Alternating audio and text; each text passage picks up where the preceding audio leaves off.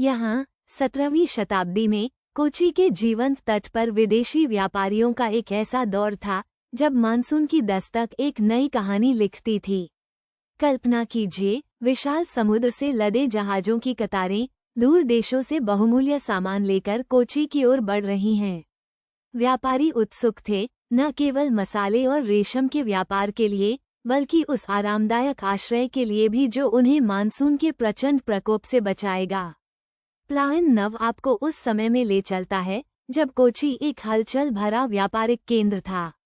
Monsoon आने से कई महीने पहले दूर देशों से आए व्यापारी यहाँ अपने अस्थायी घर सुरक्षित करने के लिए बेताब रहते थे। डच बंगले अपनी विशिष्ट वास्तुकला के साथ सबसे लोकप्रिय विकल्प थे। ये बंगले सिर्फ इमारतें नहीं थीं, ये एक संपन्न जीवनशैली का प्रतीक थे।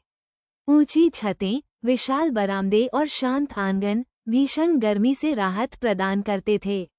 व्यापारी इन बंगलों को किराए पर लेते थे, न केवल अपने और अपने कर्मचारियों के लिए, बल्कि अपने व्यापारिक सामान को सुरक्षित रखने के लिए भी।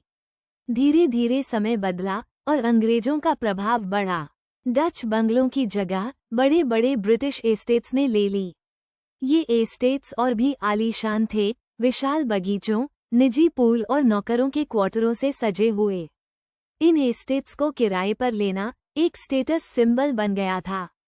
ये दर्शाता था कि व्यापारी कितना सफल और प्रभावशाली है। सोचिए, व्यापारी अपने एजेंटों को महीनों पहले भेजते थे, सिर्फ ये सुनिश्चित करने के लिए कि मानसून के मौसम के लिए उन्हें सबसे अच्छा एस्टेट मिल सके। वे दलालों को मोटी कमीशन देते थे ताकि उनकी पसंद का बंगला या एस्टेट उनके नाम पर आरक्षित हो जाए। ये किराए के समझौते केवल रहने की व्यवस्था नहीं थे, बल्कि यह एक तरह का निवेश भी था। व्यापारी जानते थे कि मानसून के दौरान कोची में व्यापार चरम पर होगा। सुरक्षित और आरामदायक आवास होने से वे अपने व्यापार पर ध्यान केंद्रित कर सकते थे, बिना मौसम की चिंता किए। शाम के समय बरामदे में बैठकर वे सौदे तय करते थे, योजनाएं बनाते थे और नए अवसरों की तलाश करते थे। ये बंगले और एस्टेट्स उनके लिए व्यापार के केंद्र बन गए थे। लेकिन ये सब इतना आसान नहीं था। मानसून के मौसम में कोची में भारी बारिश और तूफान आते थे। बंगलों और एस्टेट्स की देखभाल करना एक चुनौती थी। व्यापारियों को नियमित रूप से मरम्मत और रखरखाव के लिए अतिरिक्त पैसे खर्च करने पड़ते थे।